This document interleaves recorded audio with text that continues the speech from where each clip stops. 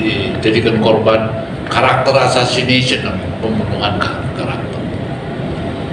Padahal seorang dosen atau seorang guru itu orang-orang yang betul-betul menjaga etika dan menjaga budi.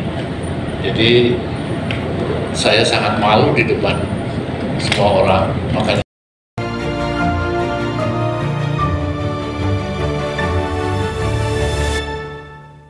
Assalamualaikum warahmatullahi wabarakatuh. Selamat sore rekan-rekan semua, salam sejahtera untuk kita semua. Salam, Om Swastiastu, Namo Buddhaya, salam kebajikan. Yang tercinta rekan-rekan media, rekan-rekan wartawan, terima kasih kehadirannya.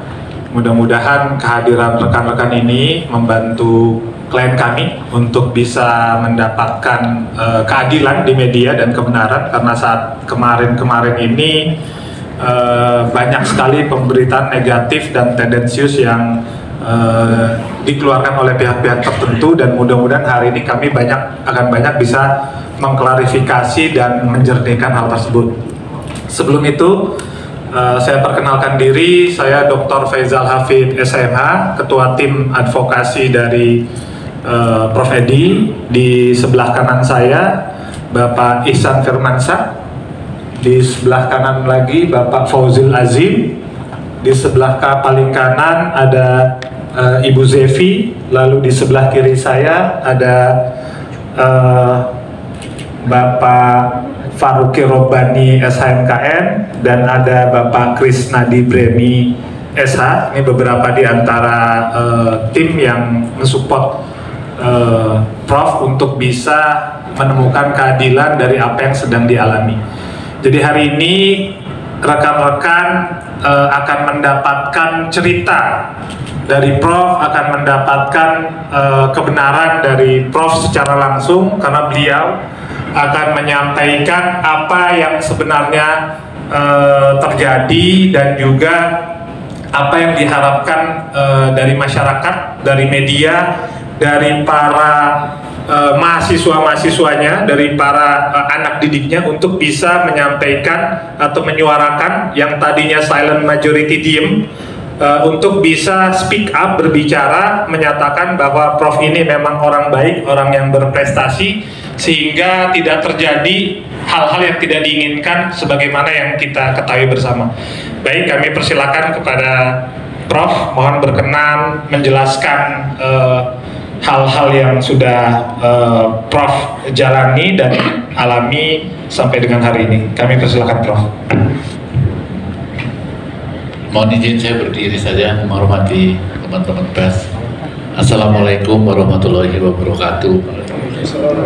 Perkenalkan saya,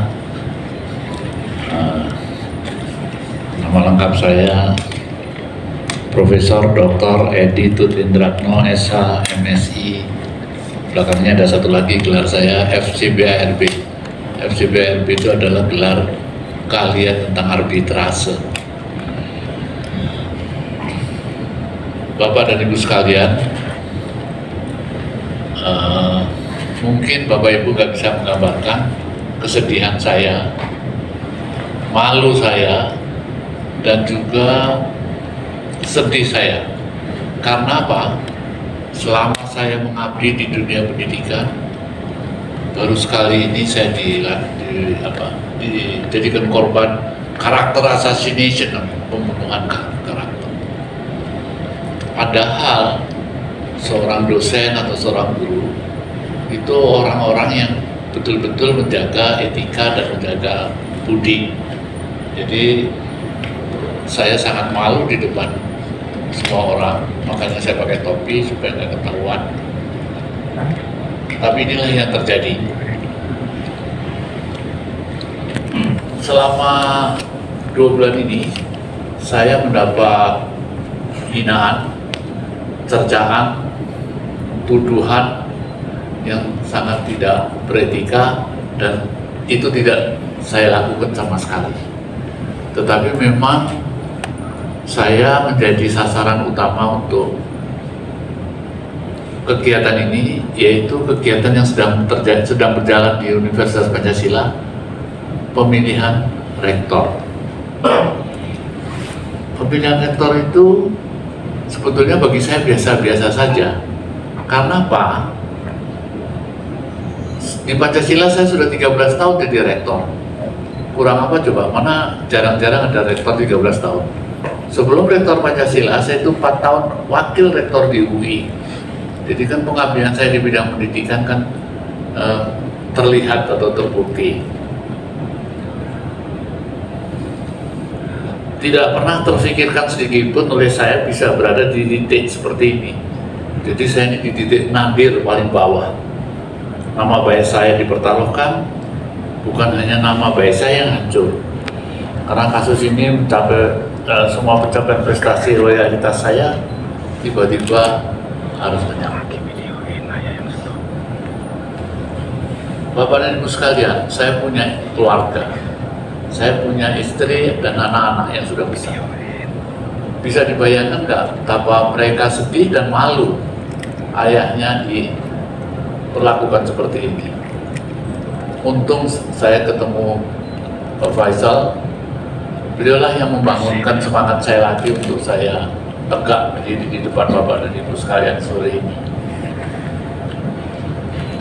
Hendratno SHMSI adalah seorang rektor berprestasi dan seorang pendidik yang sudah banyak melahirkan orang-orang besar bagi bangsa dan negara.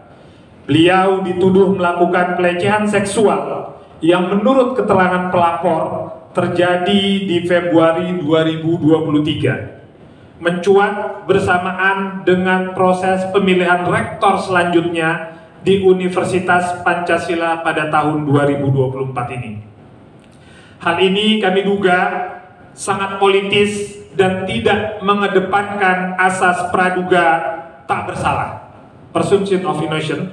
Oleh karenanya kami menyampaikan kejanggalan dalam kasus politisasi dan kriminalisasi Profesor Dr. Editut Hendratno SHMSI. Yang pertama, jangka waktu kejadian dengan laporan polisi. Jangka waktu antara kejadian menurut keterangan pelapor dan laporan yang dibuat ke Polda Metro Jaya saat ini sangat jauh dari tanggal kejadian yang menurut saudara RZ terjadi pada tanggal 6 Februari 2023 dan beliau baru melaporkan pada tanggal 12 Januari 2024. Pertanyaannya, kenapa baru sekarang melakukan pelaporan? Apakah ada maksud lain dari pelaporan saudara RZ tersebut? Dan apakah ada aktor intelektual di belakangnya? Kedua, jangka waktu kejadian dengan visum. Laporan polisi yang dibuat pelapor pada tanggal 12 Januari 2024, kemudian 15 hari setelah laporan baru dilakukan visum pada tanggal 27 Februari 2024. Maka dapat ditarik kesimpulan bahwa hasil visum tersebut tidak akan optimal melihat dari jangka waktu kejadian yang sangat jauh dilakukan berbulan-bulan. Dan pada saat itu pelapor juga masih bekerja sebagaimana biasa. Selanjutnya ketiga, adanya dugaan politisasi. Prof. Edi dituduh melakukan pelecehan seksual yang menurut keterangan pelapor terjadi di tahun 2023. Terjadi di bulan Februari 2023. Sekali lagi mencuat bersamaan dengan proses pemilihan rektor selanjutnya dari Universitas Pancasila pada tahun 2024 ini. Dan menurut keterangan dari pihak klien kami, Prof. Edi, beliau diproyeksikan untuk bisa melanjutkan kepemimpinan sebagai rektor untuk jangka waktu 2 sampai dengan 4 tahun ke depan. Hal ini dikarenakan beliau dianggap bisa meneruskan program dan kinerja yang sudah sangat baik selama ini menjabat rektor di Universitas Pancasila. Dilaporkannya beliau ini diduga sangat politis dan tidak mengedepankan asas praduga tak bersalah. Selama 13 tahun mengabdi, tidak pernah ada pemberitaan dan isu negatif seperti yang dituduhkan kepada beliau, bahkan beliau sangat berkonsentrasi pada peningkatan kualitas kampus dan menciptakan banyak alumnus sukses yang sudah tersebar di berbagai macam institusi. 4. Prestasi. Selama Prof. Edi menjabat sebagai rektor di Universitas Pancasila, banyak prestasi yang membuat Universitas Pancasila menjadi akreditasi unggul. Karenanya Prof. Edi pandai untuk membangun relasi dan kerjasama dengan banyak pihak. Selain itu, Prof. Edi juga pernah menjabat, tadi disampaikan beliau, sebagai Wakil Rektor Universitas Indonesia dan selalu mendedikasikan dirinya mengamalkan Tridharma perguruan tinggi. Di usia beliau yang sudah senja saat ini, beliau masih mau mendedikasikan dirinya sebagai seorang rektor untuk menjalankan amanat dan tujuan bernegara dalam Undang-Undang Dasar Negara Republik Indonesia 1945, yaitu mencerdaskan kehidupan bangsa. Semangat kebangsaan ini harus dihormati dan dihargai, bukan justru dipolitisasi dan atas nama moralitas, padahal ini semua demi pemilihan rektor. Dan tadi disampaikan soal like and dislike terhadap kepemimpinan seseorang yang telah jelas sudah mengabdikan dirinya selama 13 tahun. Yang sudah dididik oleh beliau, yang tahu bahwa Prof. Edi adalah orang baik, dan beliau juga seorang guru besar yang proses untuk mendapatkannya merupakan kehormatan sebagai guru besar, membutuhkan perjuangan yang bertahun-tahun dan berjenjang serta bertingkat, sehingga tidak mungkin Prof. Edi mau mengorbankan semua itu dengan kasus yang belum pasti kebenarannya dan belum pernah terjadi. Kami sebagai kuasa hukum dari Prof. Edi meminta kepada semua pihak untuk menahan diri dari membuat pemberitaan dan opini-opini negatif yang merusak kehormatan dan harga diri klien kami. Karena klien kami berhak atas asas praduga tak bersalah untuk dijaga kehormatan dan kemuliaannya sebagai seorang dosen, guru besar, pendidik, dan rektor yang tadinya sedang menjalankan tujuan bernegara, yaitu mencerdaskan kehidupan bangsa.